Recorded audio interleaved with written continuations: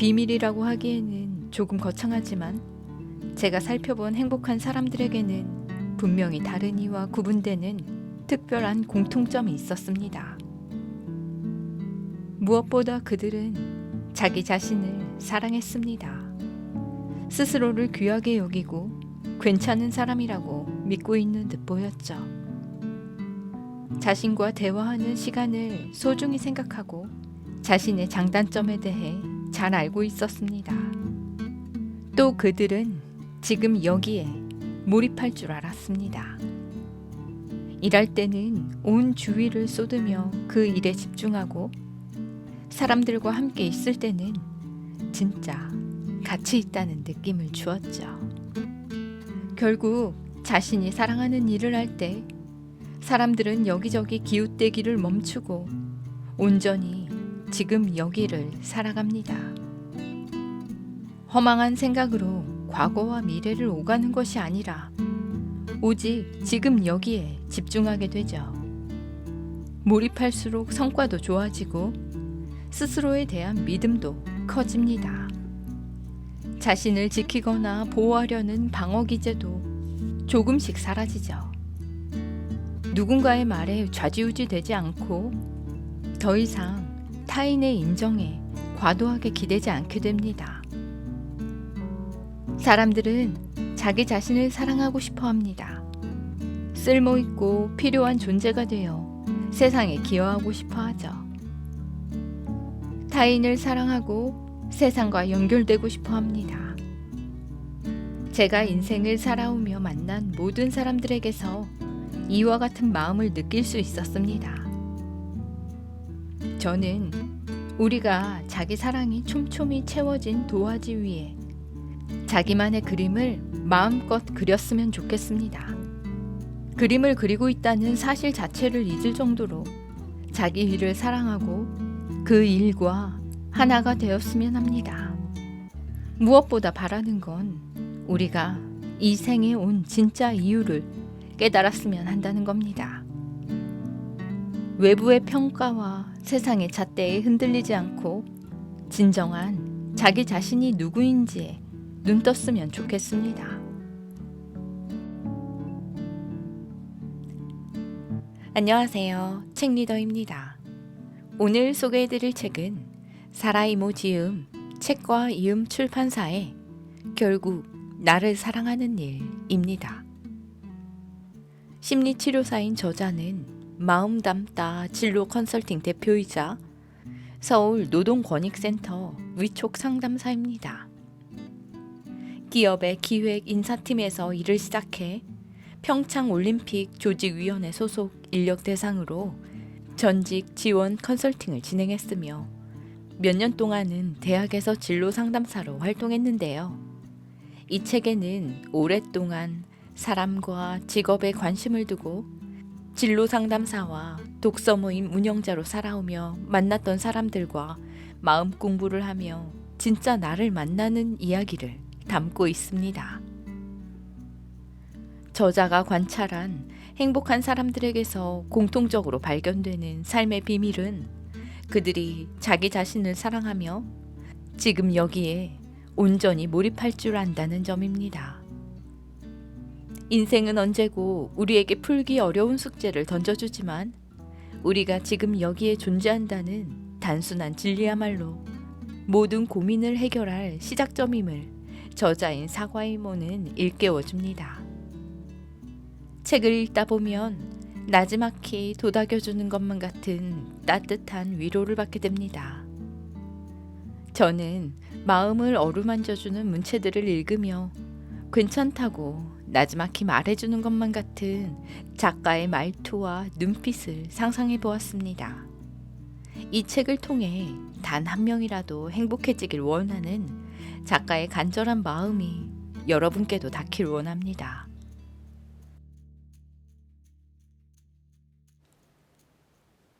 오랫동안 진로 상담사로 일해왔습니다. 사람과 직업에 관심을 두고 세상을 바라보는 일인지라 자기 일을 통해 스스로를 자유롭게 표현하며 행복하게 사는 사람들을 만나면 늘 궁금했죠. 어쩌면 저렇게 행복해 보일까? 어떻게 자기 일을 저렇게 사랑하는 거지? 삶을 사는데 필요한 무슨 비밀이라도 알고 있는 게 아닐까? 자기 사랑은 긴 여정입니다. 사람마다 자라온 환경이 다르고 걸려 넘어지는 지점 또한 제각각입니다. 그럴수록 자기 자신에 대한 이해가 필요하죠.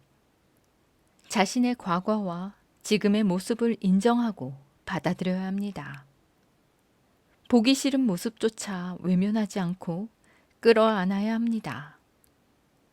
끊임없이 자신에게 괜찮다고 말해줘야 하죠. 그러다 보면 서서히 자신을 받아들이게 됩니다. 그렇게 충분히 자신을 인정하고 허용하다 보면 차츰 감정적인 허기도 채워집니다. 사람들은 자기 자신을 사랑하고 싶어 합니다. 쓸모있고 필요한 존재가 되어 세상에 기여하고 싶어 하죠. 타인을 사랑하고 세상과 연결되고 싶어 합니다. 제가 인생을 살아오며 만난 모든 사람들에게서 이와 같은 마음을 느낄 수 있었습니다. 저는 우리가 자기 사랑이 촘촘히 채워진 도화지 위에 자기만의 그림을 마음껏 그렸으면 좋겠습니다. 그림을 그리고 있다는 사실 자체를 잊을 정도로 자기 일을 사랑하고 그 일과 하나가 되었으면 합니다. 무엇보다 바라는 건 우리가 이 생에 온 진짜 이유를 깨달았으면 한다는 겁니다. 외부의 평가와 세상의 잣대에 흔들리지 않고 진정한 자기 자신이 누구인지에 눈 떴으면 좋겠습니다. 데미안에서 싱클레어가 말한 대로 우리 각자에게 주어진 진정한 소명이란 오직 자기 자신에게로 가는 것, 그것뿐이 아닐까요?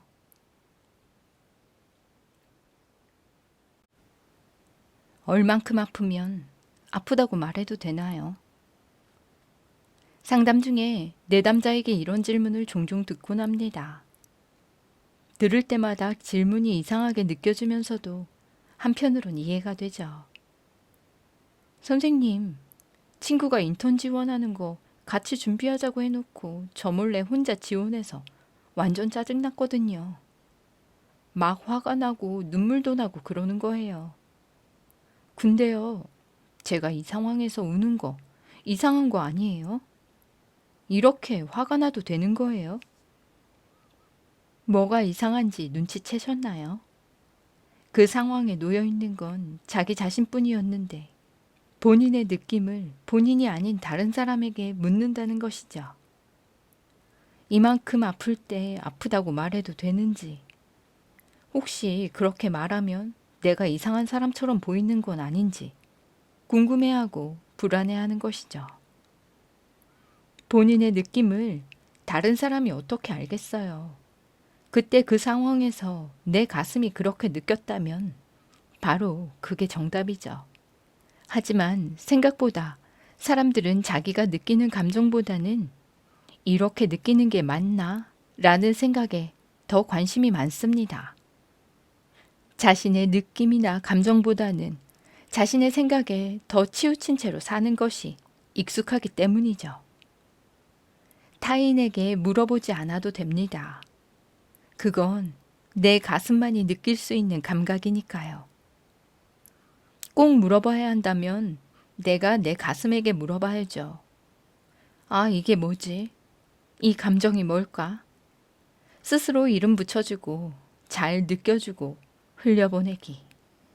지금 나에게 온 감정에 저항하지 않기, 도망치지 않기. 매 순간 나의 감정을 있는 그대로 받아들이고 공감해주기. 이것이 우리가 매일 해야 할 일의 전부가 아닐까요? 유년 시절 저의 의문 중 하나는 얼만큼 아프면 아프다고 말해도 되느냐였습니다. 그 정도 아픈 건 좀 참아야지 라는 말을 들으면 무안해졌고, 이렇게까지 아픈데 왜 이제 얘기해? 하는 호들갑에 놀라기도 했습니다. 아프다고 말해도 되는지, 혹은 좀 더 참아야 하는지를 나만 안다는 것. 그건 누구도 정해줄 수 없는 내 느낌과 나와의 관계에 달려 있었고, 그럴 때면 나는 혼자구나 라는 생각에 쓸쓸했죠. 저 혼자 마음속으로 1부터 10까지 중에서 7만큼 아프면 남에게 말하기로 정해두기도 했습니다. 사람마다 통증에 대한 감각은 지극히 주관적이지요. 누가 봐도 저 정도는 참을 수 있지 않나 싶은 상처에 호들갑을 떠는 사람이 있는가 하면 저렇게 아픈데 참다니 새삼 대단하다고 느껴지는 사람도 있죠. 사람마다 특별하게 섬세하거나 무감각한 신체 부위가 있는 것 같아요. 그러니 누군가 나 여기가 많이 아파요 하고 고백하면 이러쿵저러쿵 판단하지 않았으면 좋겠습니다. 자신의 감정을 있는 그대로 허용해주는 환경에서 자란 사람은 몸과 마음이 건강한 편입니다. 그때그때 자신의 느낌을 존중받은 경험이 있기 때문이죠. 문제는 그런 경험을 하고 자란 사람들이 많지 않다는 데 있죠. 저는 관계에서 공감이 중요하다고 생각하지만 완전한 공감에 대해서는 회의적입니다. 우리는 타인의 신발을 신어볼 수 없습니다. 각자가 살아온 삶의 역사가 다른데 그게 어떻게 가능하겠습니까? 상대의 감정을 완전히 공감한다는 것은 우리의 착각에 지나지 않죠. 사람마다 약한 장기나 신체 부위가 있듯이 자꾸만 나를 주저앉게 하는 특별한 마음의 통증이 있습니다. 나에게 그것이 슬픔이라면 누군가에게는 불안, 두려움, 우울, 무기력일 수 있습니다. 그럴 때 제가 할 수 있는 일은 판단하지 않고 상대의 감정을 존중해 주는 것이죠. 상대가 지금 그렇게 느끼고 있다면 그럴 만한 이유가 있다고 믿어주는 것이죠. 나는 그게 너에게 어떤 의미인지, 얼마나 아픈지 가늠이 되지 않지만 지금 네가 그렇게 느끼고 있다면 그 느낌 그대로 아무 문제 없어. 충분히 느끼고 아파해도 돼.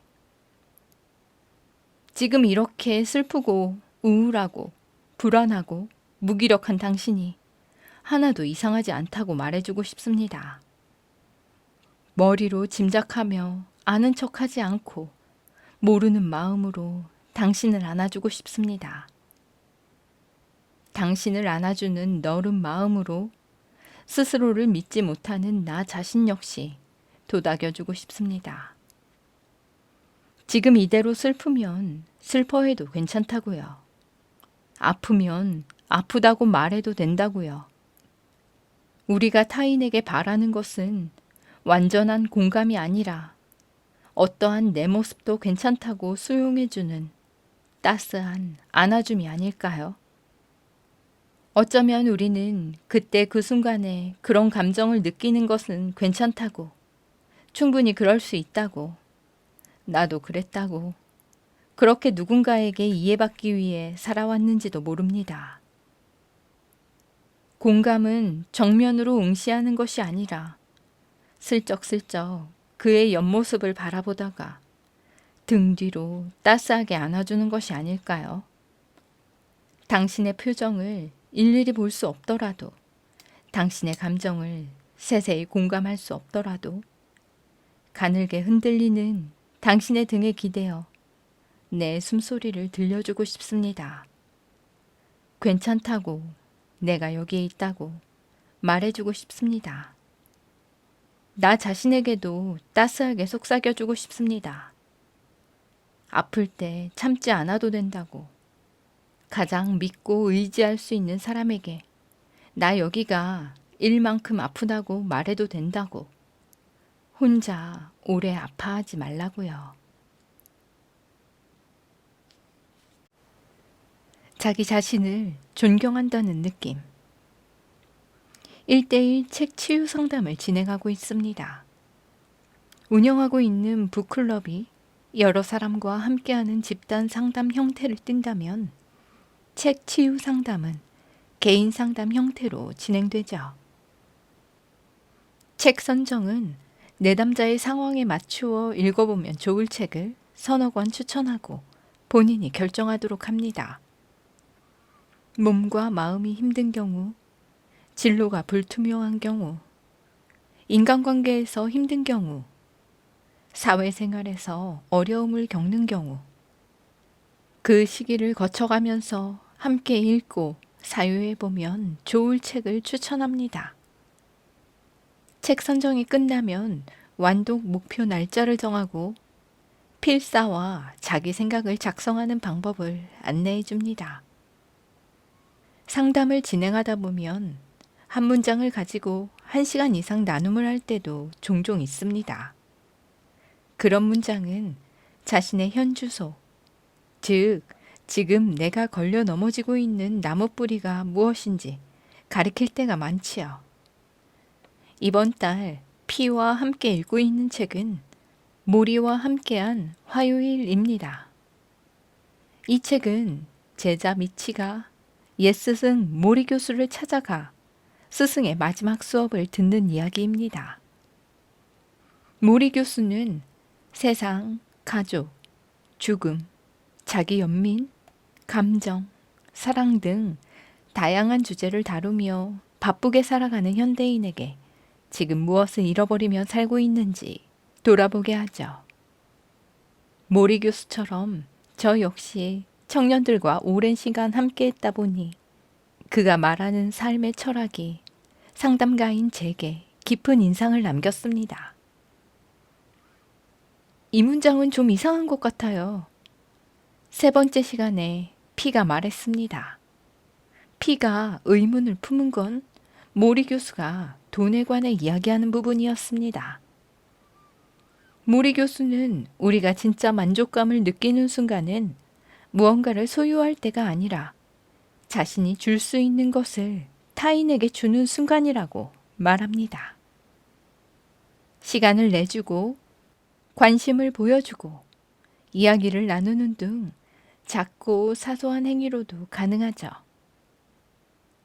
외로운 노인과 카드놀이를 하면 새롭게 자기에 대한 존경심이 생길 거야.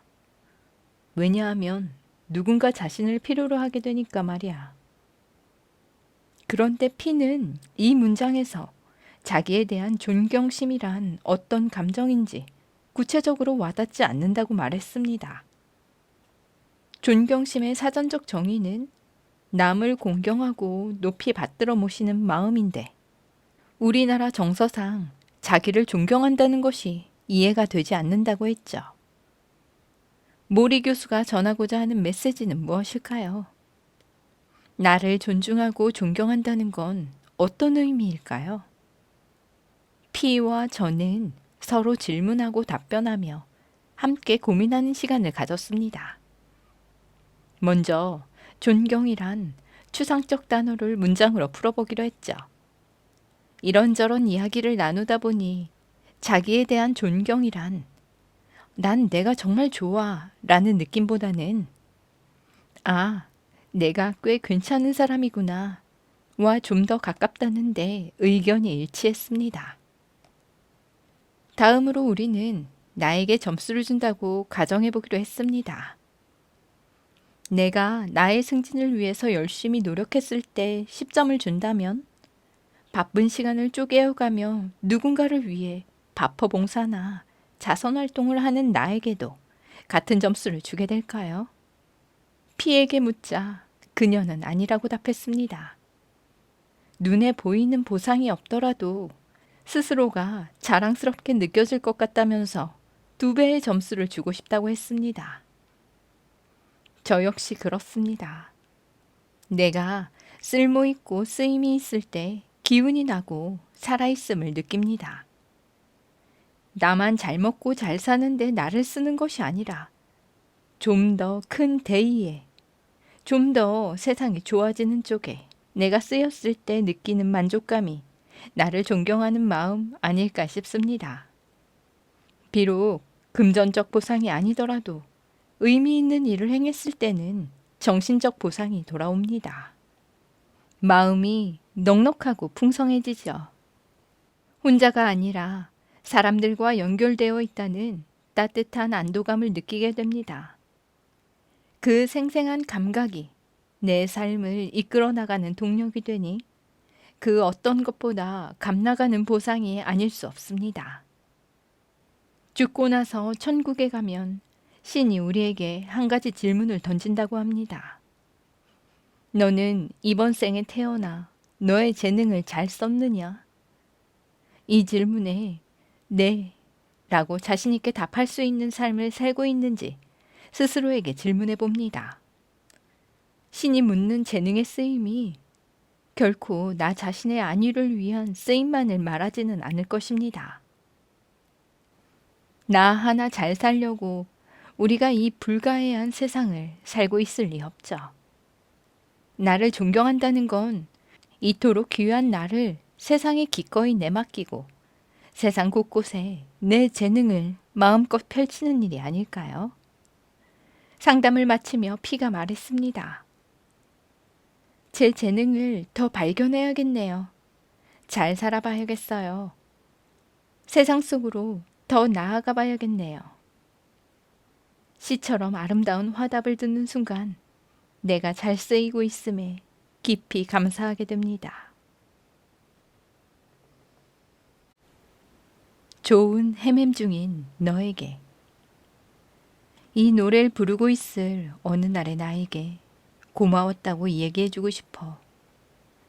그때 울었던 네가 나를 웃게 한다는 비밀 얘기를 내게 해주고 싶어. 가장 어두웠던 날도 너의 하루는 너무나 소중했다고. 지금 다 모른다 해도 너는 결코 조금도 늦지 않다고. 윤상, 나에게 중에서. 오늘의 윤상이 어린 날의 윤상에게 들려주는 나에게는 제가 정말 좋아하는 노래입니다. 처음 듣고 반한 이후로 저는 수없이 이 노래를 따라 부르며 소녀 시절의 제 가슴에 접속해보곤 했습니다. 인생에서 가장 음악을 많이 듣던 시절. 그러니까 음악이 밥도 먹여줄 것 같던 시절. 노래 가사를 쓰는 꿈도 꾸던 시절. 윤상의 노랫말과 아름다운 멜로디는 감수성으로 칠갑을 두른 저의 소녀 감성을 뒤흔들곤 했죠. 아무것도 아닌 일에도 웃고 울고 기뻐하고 슬퍼하며 언젠가 과거의 나를 도닥여주는 멋진 미래의 내가 있을 거라는 막연한 상상으로 어서 빨리 어른이 되고 싶다고 생각했습니다. 그렇게 소녀 시절이 지나고 청춘을 맞이했습니다. 10대와는 또 다른 종류의 온갖 감정이 제 안으로 쇄도해 왔습니다. 사랑에 빠져 설레고 행복했고 시련의 상처로 슬픔과 분노에 허우적대기도 했죠. 원하던 꿈에 열심히 도전했지만 꿈은 멀게만 느껴졌습니다. 희망에 부풀어 올랐다가 절망에 빠지기를 반복했죠. 면접에서 줄줄이 낙방하던 20대 후반, 스스로에 대한 자신감이 바닥을 쳤습니다. 내가 이 힘든 시간이 정말 나를 자라게 할까? 두렵고 불안했습니다. 불안과 좌절의 감정이 물밀듯 밀려와 생동하게 팔딱이던 시기. 도무지 청춘이라고 이름 붙여주고 싶지 않을 만큼 맵고 따갑던 시절을 지나야 했습니다. 지금 너는 외롭고 힘들겠지만 지금의 그 고통들이 너를 자라게 해서 다른 사람들을 감격시킬 거야. 내 미래를 기대해. 30대를 목전에 두고 방황하던 어느 날, 잘 지내나요 청춘? 이라는 책에서 이런 문장을 만났습니다. 어떤 시기에 어떤 문장은 몸의 어딘가에 자연스럽게 스며드는 걸까요? 그러니까 내 팔에, 내 손에, 내 넓적다리에 그 문장이 스며들어 나를 호위해 주어서 그 시절을 건너올 수 있었던 걸까요? 마음이 너무 힘들었던 어느 날, 이 문장을 보고 주저앉아 울었습니다. 어서 빨리 지금의 날이 지나갔으면 좋겠다고. 어서 빨리 미래의 나를 만나보고 싶다고. 구질구질한 지금 여기가 아닌 빛나는 미래인 거기로 가고 싶다고 마음속으로 빌었습니다. 불안한 청춘에게도 어김없이 시간은 흘러갑니다. 20대에는 30대만 되면 안정적이고 더 나아질 줄 알았는데 그렇지도 않더라고요. 오히려 더 불안하고 더 두려웠죠. 그만큼 무거워진 어깨의 짐이 저를 무심하게 내눌렀죠. 이제는 어느 정도 세상을 안다고 생각했건만 세상은 계획한 대로 흘러가지 않았습니다. 앞으로의 커리어에 대한 끝없는 고민, 어긋난 관계로 인한 슬픔과 자책감, 어떻게 살아야 하는지 답이 보이지 않아서 막막하고 불안했죠. 그러던 30대 중반쯤 우연히 펼쳐든 맹자, 고자장 속 문장을 읽자마자 눈물이 줄줄 흘러내렸습니다. 하늘이 장차 그 사람에게 큰 일을 맡기려 하면 반드시 그 마음과 그 뜻을 괴롭게 하고 그의 근육과 뼈를 고달프게 하며 그의 몸을 굶주리게 하고 그 자신을 궁핍하게 하며 하는 일마다 어지럽게 한다. 그것은 그의 마음을 분발시키고 인내를 기르게 해서 지금까지 할 수 없던 일을 할 수 있게 하기 위함이다. 힘들 때마다 이 문장을 떠올렸죠. 하늘은 다 뜻이 있을 거야. 이렇게 외롭고 힘든 데는 다 이유가 있을 거야. 지금 이 일은 나에게 꼭 필요한 경험이니까 일어나는 걸 거야. 곧 지나갈 거야. 그렇게 믿지 않고는 도저히 버틸 수 없던 날들이었습니다. 세상 사람들 다 행복해 보이는데 제 마음에는 매일 찬바람이 불고 어둠만이 머물렀죠. 얼마 전 우연히 나에게를 다시 듣고 긴 시간 잊고 있던 제 마음의 문장들이 떠올랐습니다. 그 시절의 나에게 지금 나는 어떤 이야기를 들려줄 수 있을까 생각해 보았죠. 우선 제일 먼저 울고 있는 나를 따스하게 안아주고 싶습니다. 그동안 많이 힘들었지 하고 지금의 내가 그때의 나를 너른 품으로 도닥여주고 싶습니다. 그리고 이렇게 속삭여주고 싶습니다. 살다 보면 마음으로 조용히 우는 날들이 덜어 있겠지만 생각지도 않은 선물 같은 인연을 만나게 된다고. 미래의 너는 여전히 불안하고 헤매고 있지만 좋은 헤맴 중이라고.